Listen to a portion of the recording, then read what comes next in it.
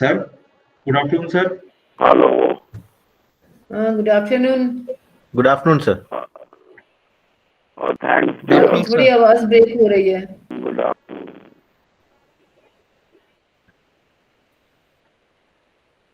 Honorable Director MMIT and Chief, respected President IIC, doctor Singh आपकी आवाज थोड़ी ब्रेक हो रही है. Professor Shiva Sharma, Coordinator IIC, the main speaker of the today's guest session, dear participants, I, on behalf of the entire IIT team, extend a very warm welcome to you all in the session of National Innovation and Startup Policy. Very good evening. It's a great opportunity and privilege to be present and to have an interaction with potential young innovators and startup entrepreneurs who mix around their audience. Another dream of becoming something. If you dream of doing something, these are the words of our Honorable and Deputy Prime Minister Narendra Modi. Body of India with its numerous policies and concepts, Digital India is trying to create Atmanirbhar Bharat, that's another program. Young innovators like you have the potential to redefine India's most enduring industries, including agriculture, healthcare, education, manufacturing. There are Meghalaya portal, Startup India, .gov.in, and handle #Startup India, which clearly has all the resources which can be looked up. And definitely it is a flagship initiative. Startup India is a flagship initiative by Government of India for creating a strong ecosystem for nurturing innovation and startups in the country. That will drive economic growth and bring sustainable development. But I understand that makes a startup different from the normal business startups is that it provides you an opportunity where it reduces all the regulatory burden on startups, allowing you to focus only on the core business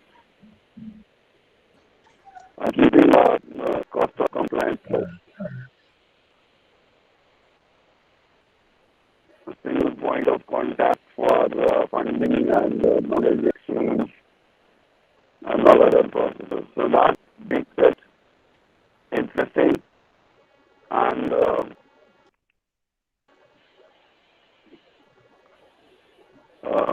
there are a lot of what ifs which need to be answered, and that website which I just mentioned has a lot of I got all the answers to these what ifs.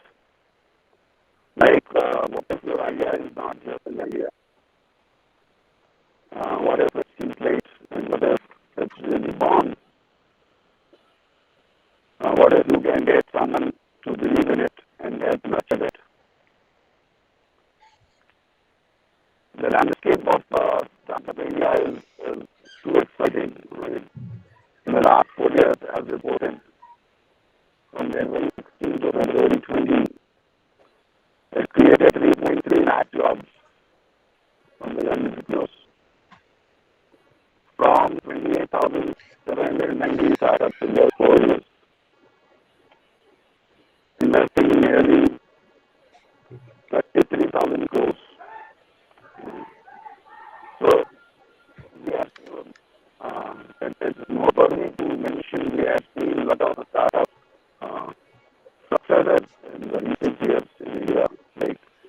lithium, Ola, Fortuna, etc. On the same lines, exploring and creating the startup ecosystem at MNIT in accordance with the national policy of Government of India for supporting and encouraging and also incubating the most deserving innovative ideas from young minds. We are trying to undertake the leadership of our respected directors and President IIC. We are trying to create a strong ecosystem for the same. It's worth to mention that NIT has used scores of startups and innovators in the recent years. So I wish on the meeting of workshop and the same line to motivate, to provide knowledge in order to bring more ideas, innovate, ideate, and create startups and entrepreneurs. So I wish all the participants a great success and a great learning from these workshops, especially this workshop is going to happen. And thanks for attending. And Thank you, sir. Since the voice was not very clear, I would make a request to Professor Geetika ma'am, President IIC, to kindly introduce the objectives of this session. Ma'am, please. Well, thank you, Dr. Arun. A very good afternoon to all of you. Vice President Professor A.K. Singh has given a very detailed information, but unfortunately, because he is traveling, so his connectivity was perhaps not very good. And Professor Shivesh is there. I can see Professor Anjana. Many of the faculty members are there. So I welcome all of you to this afternoon session.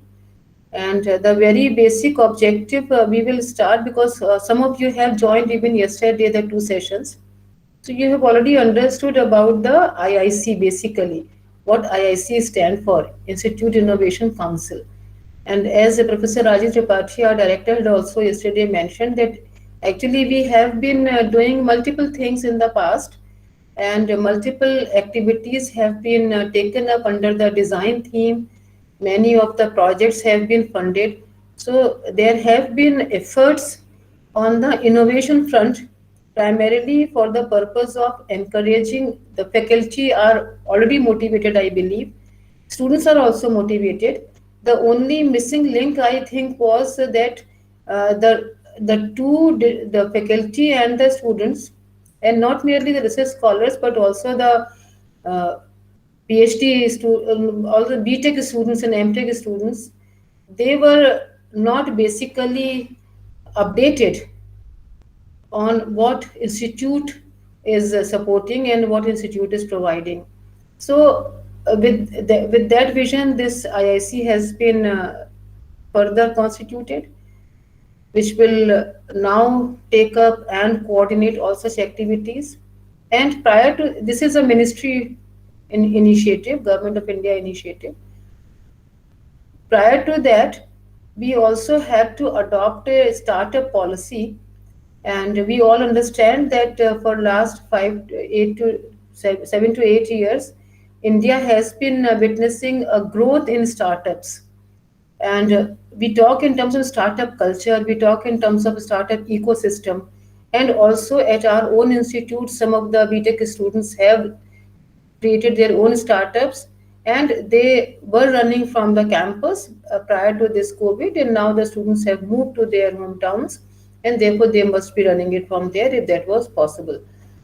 So, some of the startups could not continue because they were in the physical mode, and due to lockdown, etc., they could not be continued. But we are sure that in due course of time, it will also come up.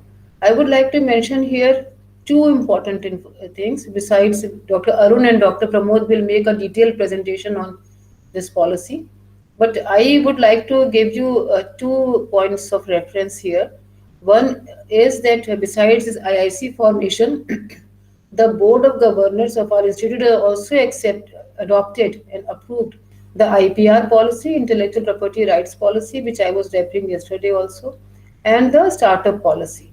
Now, with these two policies, so a complete system is now in place where the innovators, the investors, and the institute, everyone's role is now defined, and also their shares of responsibilities and also in the benefits and profit is also defined.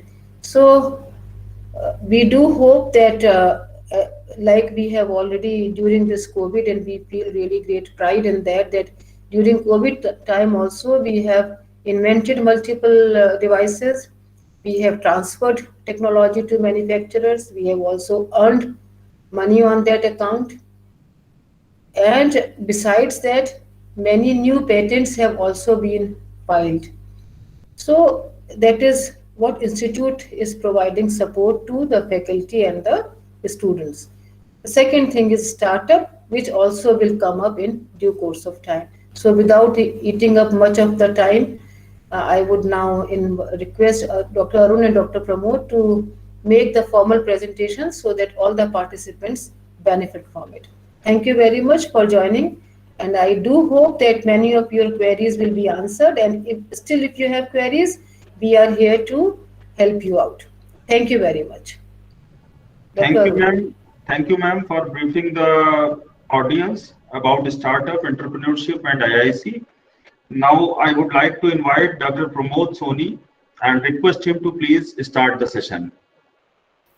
Thank you, Arun sir. Thank you, Professor Geetika ma'am, President IIC, Professor A.K. Singh sir, Vice President IIC, Professor C.V. Sharma sir, Convener IIC. I'll formally start my presentation. So we'll be doing it in two parts. First part will be covered by me, and the second part, Dr. Arun sir will present. So let me just share the screen.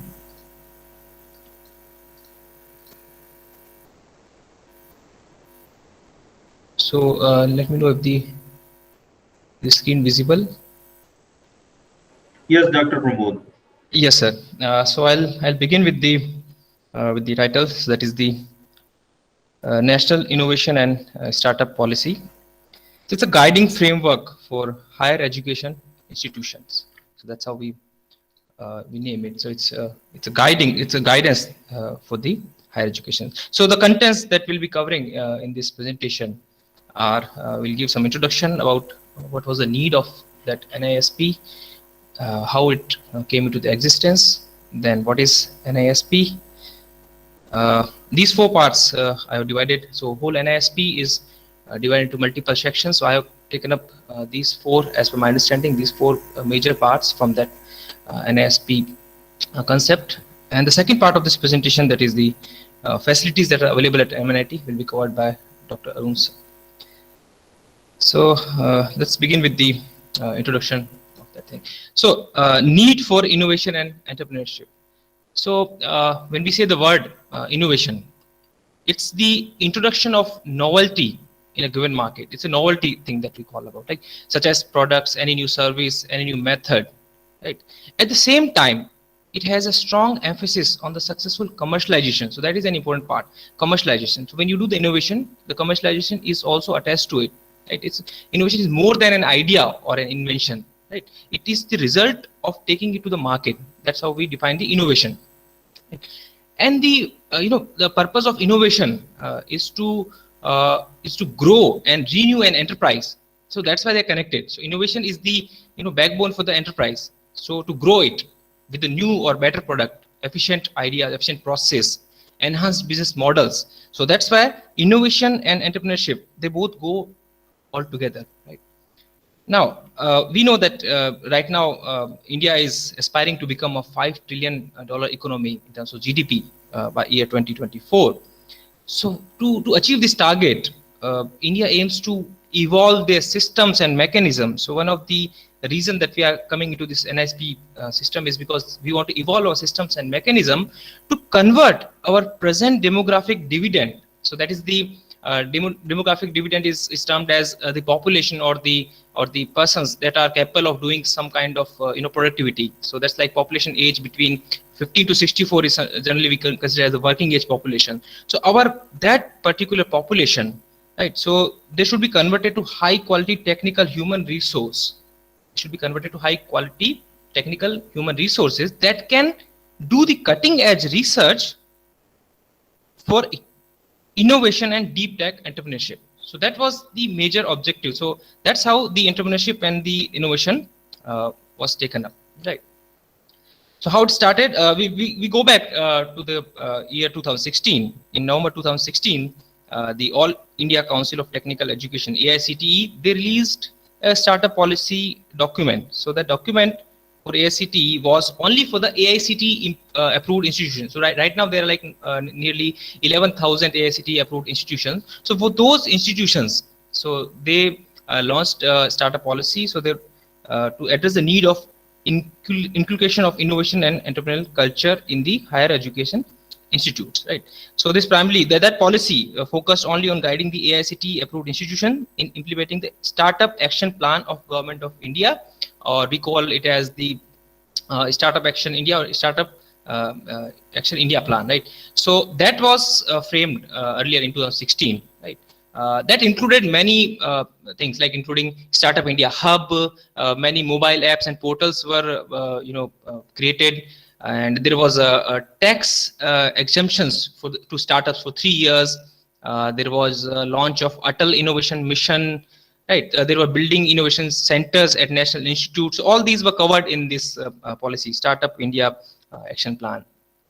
Then after the release of the startup policy by AICTE, right? So there were feedbacks taken from educational institutions, and then there was a need felt. Okay, a need was felt for a more elaborate and comprehensive policy guiding document, which could be applicable for all the HEIs in India. So that was felt, and for that purpose, a 15-membered committee was constituted by MHRD. There were 15 members in that committee. That included two directors of IITs, like director of IIT Kanpur and director of IIT Hyderabad, and two directors from NITs, that is the NIT Trichy and NIT Jaipur. So these 4 were from the NITs and IITs systems. So along with that, there were 11 other members, including MHRD and other members. So all these 15 members, they came up with that policy. Right. So this committee deliberated on various facets for nurturing the innovation and startup culture in HEIs, which covered the intellectual property ownership, revenue sharing mechanisms, norms for technology transfer, etc., equity sharing, commercialization. So all these aspects were considered, and different guidelines and the policy terms were created. So most of these are guidelines instead of the rules that we call. So thus the National Innovation and Startup Policy, NISP, was prepared in 2016. So that's why NISP is termed with the year 2019, not 16, sorry, 19. Right? So let's read something about the NISP. So National Student and Faculty Startup Policy. So that is like National Innovation and Startup Policy for students and faculties is also, we can call it National Student and Faculty Startup Policy, is a guiding framework to envision an educational system oriented towards startups and entrepreneurship. So these are the two major facets. So these guidelines provide way to Indian HEIs for developing entrepreneurial agenda, managing IPR rights, ownership, technology licensing, equity sharing. So this, I already told that what was the purpose of this NISP in startups, enterprises, right? Especially these are established by the faculty and the students, right? Especially, not necessarily faculty and students, they can be staff also, they can be persons who are in the nearby area from outside of the campus also. They may want to contribute, they may want to start a startup. So for them also, this is a guiding framework, right? The NISP will enable the institutes to actively engage students, faculties, and staff in innovation and entrepreneurship related activities, right? What is the major purpose? Bringing uniformity. That is a very important point. You want to bring uniformity across various higher education institutions in terms of intellectual property ownership management, technology licensing, and institutional startup policy. Because right now everything is staggered, so everybody has their own system, their own equity sharing management, their own benefits, etc. So they want to bring it to the same level for all the HEIs, so that uniformity is created. Then you want to create enabling creation of a robust innovation and startup ecosystem. So that is one of the major objective. With that, the mission of this policy you can quote as of now, innovation is still not the epicenter of the education. We don't take it that much seriously as the other activities of academics. So it's not at epicenter of the education. So to encourage students and faculty to consider startup and entrepreneurship as a career option is a mandate. So that is the mission of this NISP 2019. Now again, these 4 points that I'll be covering in the about the NISP: nurturing innovations and startups, human resources and incentives, learning interventions for entrepreneurship development, and possible funding sources. So NISP has also suggested some funding source, because every time you want to do anything, maybe it's a startup or the research, the first question comes where the funding will come from. So the funding is also an important aspect. So let's begin with the most important aspect if you want to do any startup or the innovation or the entrepreneurship: the incubation support. Now, as of now, unfortunately, MNIT does not have its own incubation support, but NISP says that if the institute does not have the incubation or the pre-incubation support, they can take help from the nearby incubation center. So for us, maybe IIT Kanpur or IIT BHU, so they have their incubation systems. MNIT can help to manage, and they can help to manage the access to these facilities. The licensing can be provided if required, right? So that is a missing term here. IPR cell, the institute has its IPR cell. So that's one of the mandate of the NISP. So this provides the facility of licensing of IPRs to the startups, right? Now some important and interesting features are to extend the flexibility of working and studying together. How we can achieve that? There are some important points.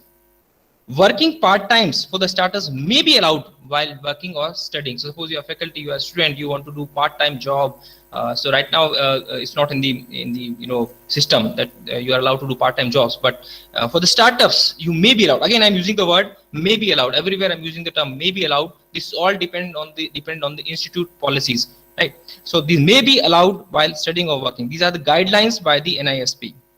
The entrepreneurs who are working, they may earn credits for working on innovative prototypes business models. So the credits can be in the form of academic credits also, for the credits for the faculties also. So they may be given again. The entrepreneurs may be allowed to opt for startup in place of their mini project, major project, seminars, summer training. So all these activities are taken up during the academics. So the MTech students, PhD students, they also have to go through this mini project, seminar presentation. So instead of that, they can take up a startup project and they can work on that. So they may be allowed instead of these projects.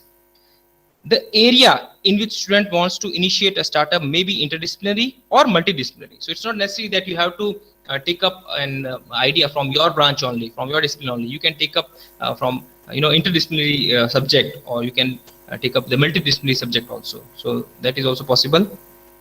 Now, one important point when you do a startup is something it's called the registration of your company. Now, when you want to do the registration as a student, you don't have your own address, right? So a student is usually living in hostel, or for example, some institution when they have the incubation center or the pre-incubation center. So we may allow the students to use the address of that hostel or the incubation or the pre-incubation unit to register their venture while he's studying at these institutions. So that can be allowed to register the company with the address.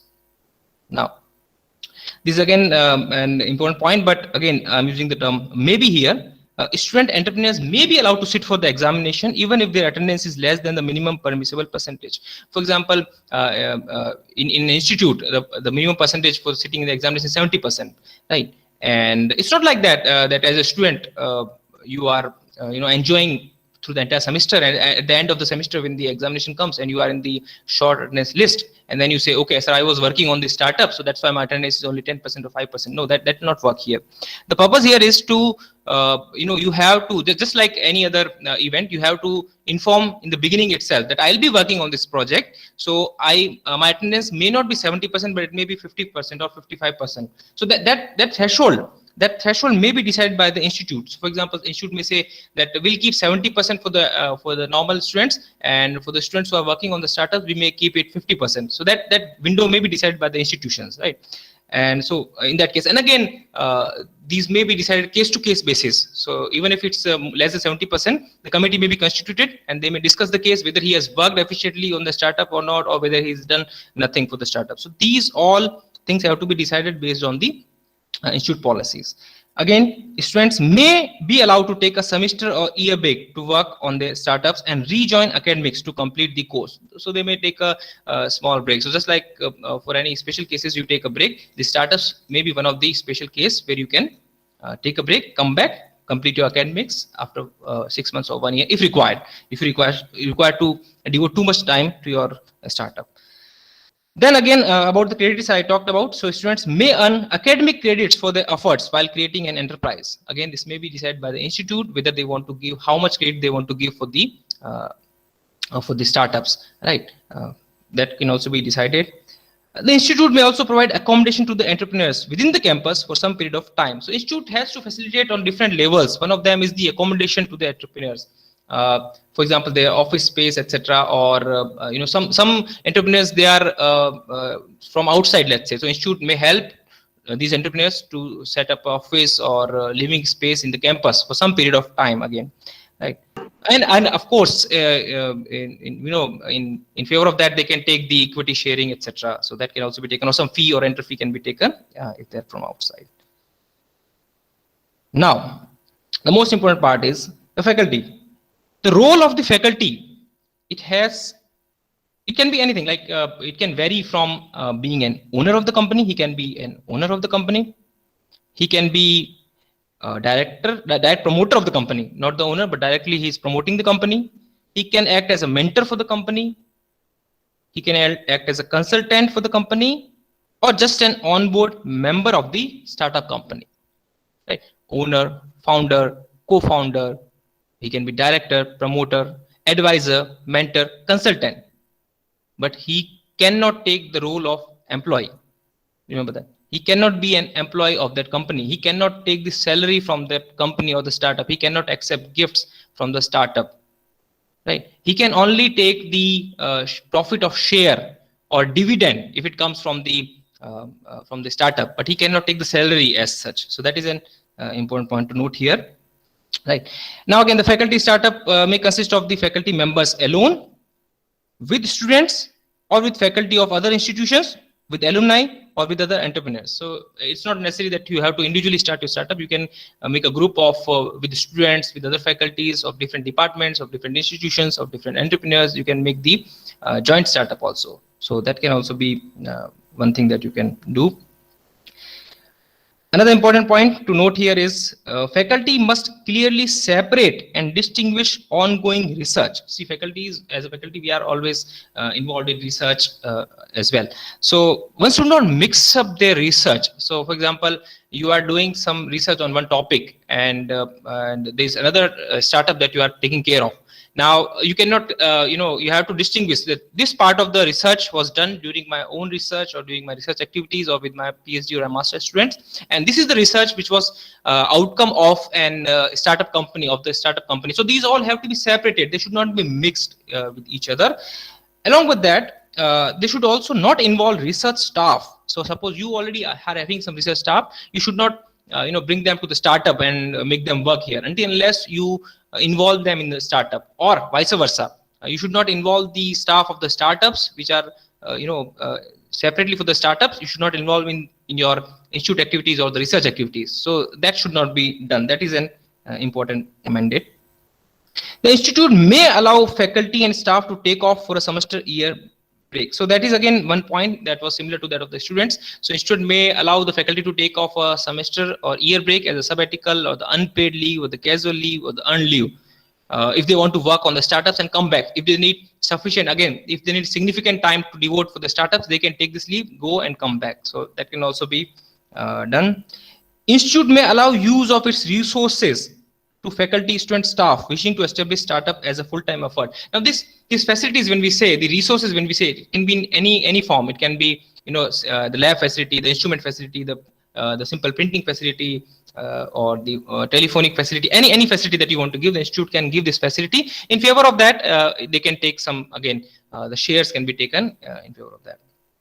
I think I think I have not mentioned here, but the share of the company that institute can take has been given an upper cap of 9.5%. So in any case, you cannot take a company, or the institute cannot take more than 9.5% share of that company. Minimum they have kept is at 2%. So 2 to 9.5% you can take. Again, if the faculty goes for such a leave, the seniority and other academic benefits of that faculty may be preserved for such a staff or faculty, right? It's not like your experience will not be counted. Your experience will be counted as such. The seniority will be maintained. Institute may allow for a short-term 6-month, 1-year part-time entrepreneurship training. So we are always allowed to go for the training. We are always encouraged to go for the trainings. So institute can also allow to go for the training, for the entrepreneurship training, also specifically for the entrepreneurs. Mentorship support, whether it's from the inside the campus or from the outside the campus, will be facilitated on regular basis. That is one point. Now the facilitation, as I'll talk, is in variety of areas. That includes technology development, facility in the ideation, the creativity, design thinking, fundraising, financial management, how you manage your financial expenses, the cash flow management, how to manage your cash flow, new venture planning if you're going for the new venture planning, business development, product development, social entrepreneurship. Most of the startups are now the social entrepreneurship only. Product costing, how to manage your product costing, marketing, brand development, advertising, human resource management. That is all you can facilitate. You can teach the students. You can take up the seminars, etc. on these aspects, as well as law and regulations impacting your business. So that is governed by the IPR cell. So all these facilities have to be provided by the institute. Institute can also link the startups to other seed fund providers, angel funds or venture funds. So that can also be taken up by the institute, or they may set up their own seed fund once the incubation activities mature. So after some time, let's say you have set up a very good incubation system and that has been matured, then you can set up your own seed fund that can provide the funding to the new startups. No restriction on shares that faculty staff can take, as long as they do not spend more than 20% of office time on the startup in advisory or consultative role.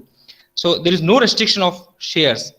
As I said, that there was a limit of 9.5%, but there is no restriction if the faculty is spending not more than 20% of their time. And they can go with that.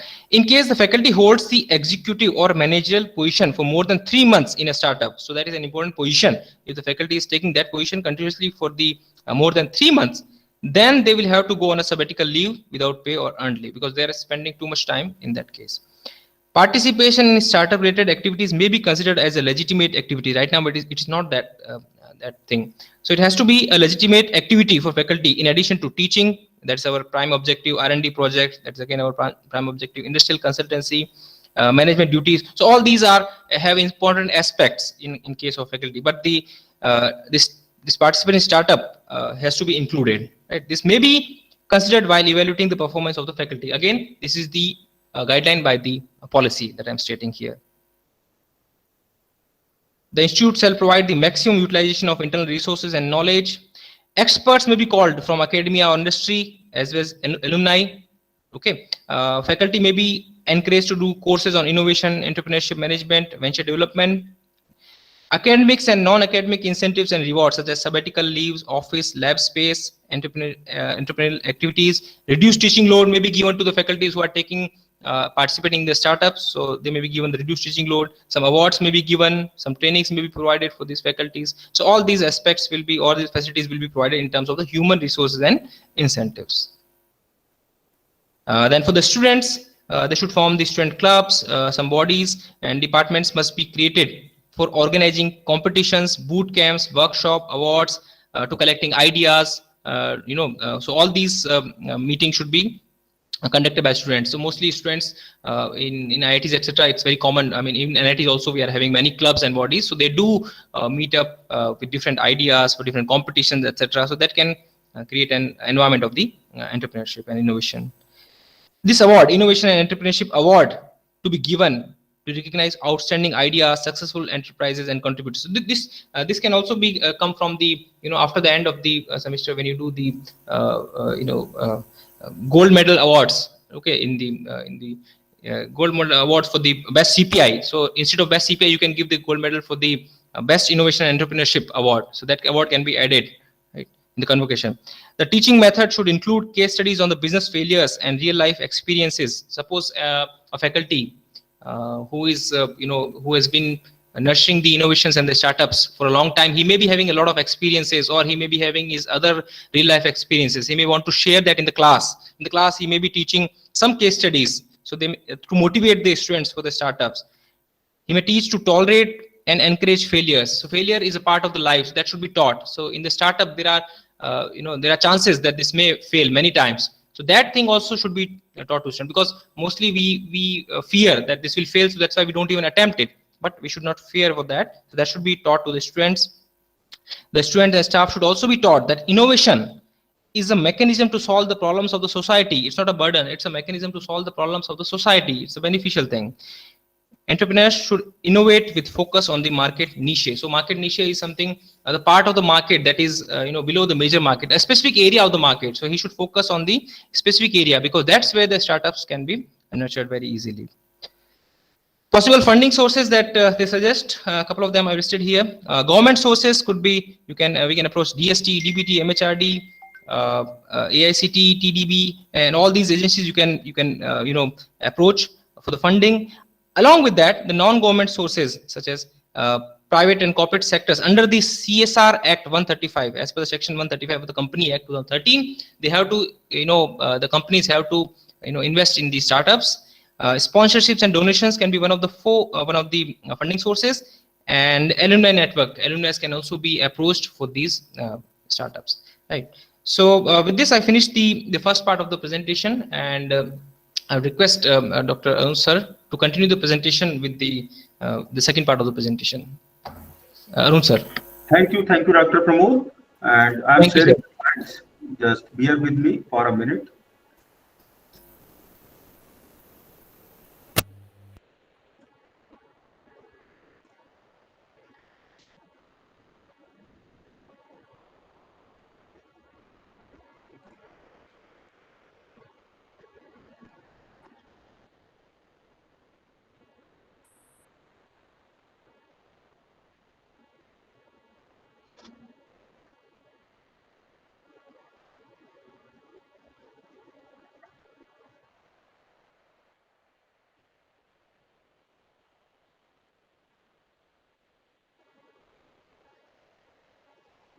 Is it visible to everyone?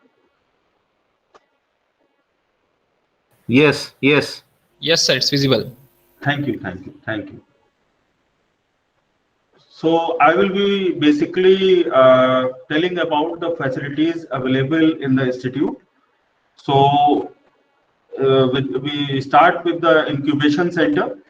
So the incubation and innovation centers basically fosters innovation, research, and entrepreneurial activities in technology-based areas.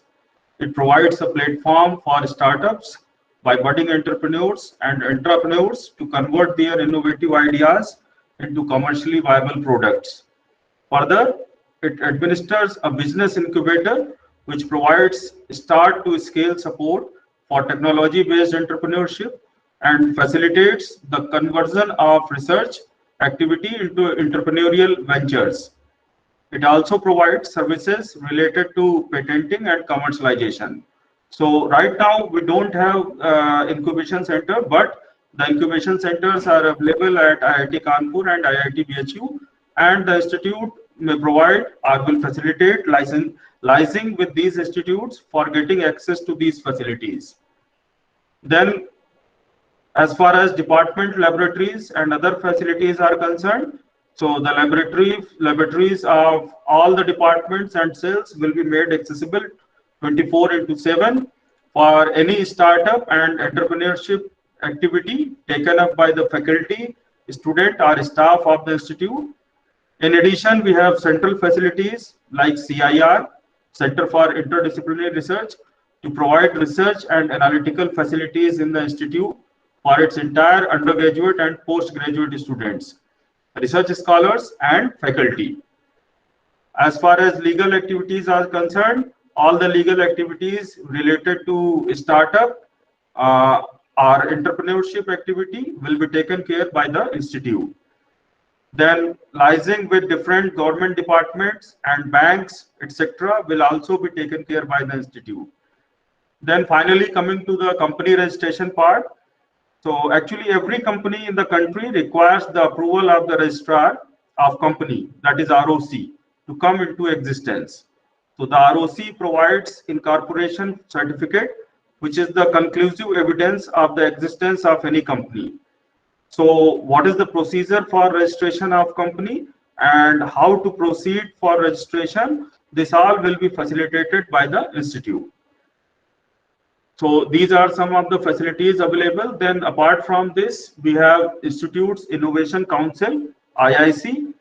So why this IIC has been established? So MHRD, Government of India has established MHRD's Innovation Cell, that is MIC, to systematically foster the culture of innovation amongst all higher education institutions, that is HEIs. And the primary mandate of MIC is to encourage, inspire, and nurture young students by supporting them to work with new ideas while they are in the formative years. MIC has envisioned creation of Institute's Innovation Council across selected HEIs. So as I said earlier also that our institute has been selected as one of the HEIs for establishing the IIC. And a network of these IICs will be established to promote innovation in the institution through multitudinous modes leading to an innovation promotion ecosystem in the campus. So what are the major focus areas of IIC? So the first is to create a vibrant local innovation ecosystem.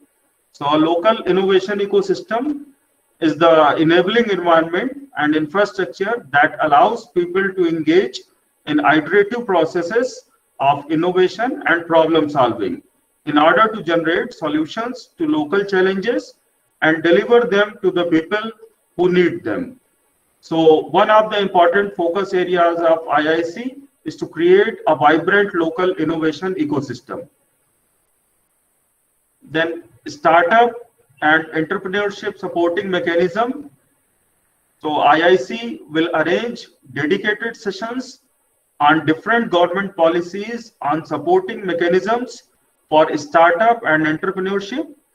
So broadly speaking, government supports startups by creating legislative environments that are favorable to innovation and new ideas. Further, loans and grant programs offered directly to entrepreneurs for stimulating business activity. An enormous fund is set up by government to provide funds to the startups as venture capital.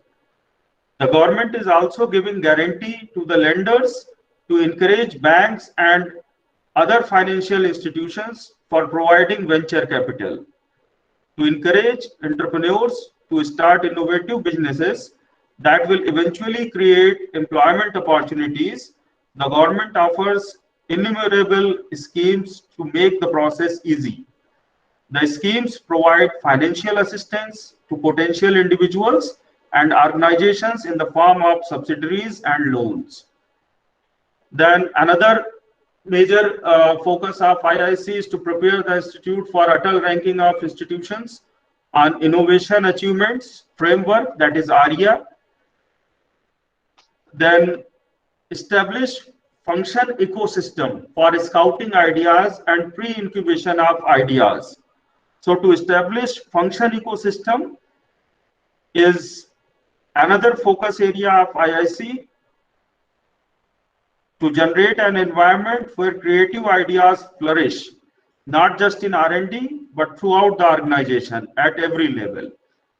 So to provide an opportunity to prove the idea and surface the innovation for those who can make the change. Further, to build cross-organizational networks to connect the innovator to the sponsors and the implementers. And of course, to encourage the diversity of thoughts and focus on goal-based thinking. And finally, to develop better cognitive ability amongst technology students. So in order to develop better cognitive ability amongst technology students, that is to help them improve mental capability that involves the ability to reason, plan, solve problems, think abstractly, comprehend complex ideas, learn quickly, and learn from experiences. So these are some of the major focus areas of IIC. And now coming to the functions of IIC. So the major functions of IIC are to conduct various innovation and entrepreneurship related activities prescribed by MIC in time-bounded fashion, to identify and reward innovations and share success stories, organize periodic workshops, seminars, interactions with entrepreneurs and investors, professionals, and create a mentor pool for student innovators. Then another functionality of IIC is to form a network with peers and national entrepreneurship development organizations, to create an institution's innovation portal to highlight innovative projects carried out by the institute's faculty and students, and finally to organize some hackathons, idea competition, mini challenges, etc., with the involvement of industries. So these are the functions of IIC. And then what are the benefits of joining IIC, the Institute's Innovation Council? So the major benefits of joining IIC are that no major capital investment is required for establishing IIC, as it will make use of existing local ecosystem. Then students or faculty associated with IIC will get exclusive opportunity to participate in various innovation related initiatives and competitions organized by MHRD. Further, there is an enormous opportunity to meet and interact with renowned business leaders and top-notch academicians. Also, there is ample opportunity to nurture and prototype new ideas. And there is also a possibility of mentoring by industry professionals. That is another major benefit. There is a possibility of experimentation with new and latest technologies. And of course, there are opportunities of visiting new places and learn new cultures. So these are some of the functions and why this IIC has been established in the institute. Then we also have IPR cell in the institute, intellectual property rights cell. So an intellectual property rights cell has been created in the institute to coordinate the activities pertaining to the intellectual property of the institute and oversee the filling of patents by faculty and staff of the institute, or it may be students also, including copyrights and other issues. The institute IPR cell has been constituted to maintain high standards of academics and to create a suitable environment for creation and protection of intellectual property. So I would like to inform you all that our chairperson of intellectual properties rights cell, IPR cell, is Professor Geetika ma'am, and who is by the way with us. So we are blessed. So now I will tell something about the functions of IPR cell. So the major functions of IPR cell are technology transfer, ownership of invention, patents, copyrights, trademark, and design. So here you can see the flowchart of technology transfer or licensing. So you can see that the invention is done, then assessment of patentability by Institute Evaluation Committee is made, and then it is sent to the patent. The patent application is sent to the patent office, and a search committee is made for market exploration. So basically, the institute shall provide an official IPR advisor for filling this IPR intellectual this patent. The institute shall provide an official IPR advisor for drafting the intellectual property application as appropriate. The inventors shall provide the necessary inputs to assist in the drafting of the intellectual property application. The institute will also provide access to the relevant intellectual property information databases and helps in filling an intellectual property application in India and abroad. The institute shall also make efforts to market the intellectual property and identify potential licensees for the intellectual property to which it has ownership. The inventors shall provide necessary assistance in this process. And for every patent that is granted or applied, efforts shall be made to commercialize the outcome. And the Committee for Market Search will negotiate the terms of revenue sharing. And finally, the final draft of MOU will be submitted for approval. So these are some of the facilities which are available in the institute for startup and entrepreneurship. So this is all from my side. Thank you very much. Thank you, Arun sir. Now I'll request if audience have any questions related to NISP or the facilities available at MNIT.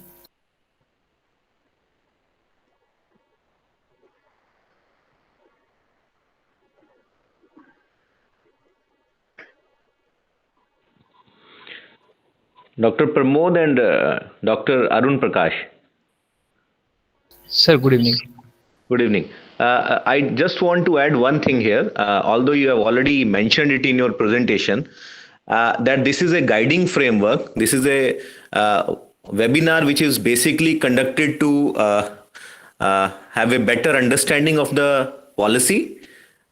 It's just a guiding framework, and at institute level, IIC, we as members of this important body are working on the details to chalk out a plan on the different aspects which are being highlighted by Dr. Pramod and Dr. Arun Prakash. So final academic body is Senate. So for most of these points which are already covered, these were just the guiding, you can say, principles. So we'll be getting the due approval with respect to all these points in time to come, very shortly.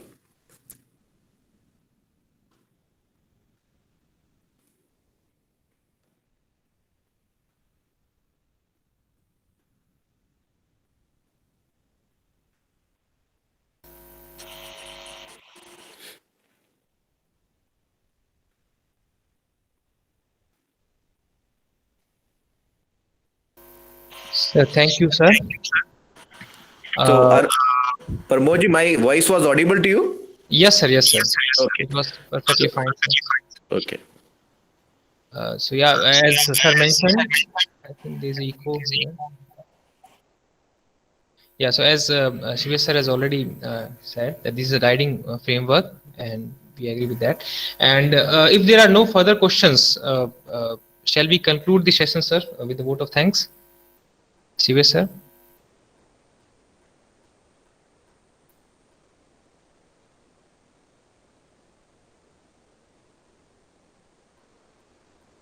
Arun sir. Yes, sure. We can conclude. So we can, if we have the student coordinator, Siddhi, are you there?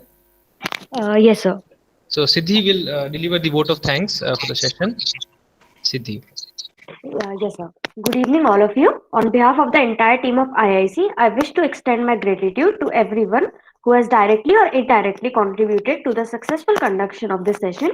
I wish to thank our speakers, Dr. Pramod Soni and Dr. Arun Prakash, for enlightening us on national innovation and startup policy. The driving force behind organizing this session is motivated by the vision and interest of our esteemed director, Professor Rajiv Tripathi, sir. We are grateful to him for his guidance and encouragement. Thank you, sir. We are highly indebted to President IIC, Professor Kritika ma'am, who has been a constant source of inspiration for all of us. We are grateful to Vice President IIC, Professor A.K. Singh sir, Convener IIC, Professor Shivesh Sharma sir, for his valuable input from time to time that greatly helped us in making this webinar happening. We thank all the deans and heads of various departments, faculty members, and students who have made this event successful with their presence. We wish to thank all the IIC members for giving their valuable suggestions and input. Thank you all. So there is some problem as far as network is concerned. Geetika madam is not able to join. So thank you very much on her part as well and on part of Thank you. Vice I President. am here for I think a second. So thank you very much, everyone.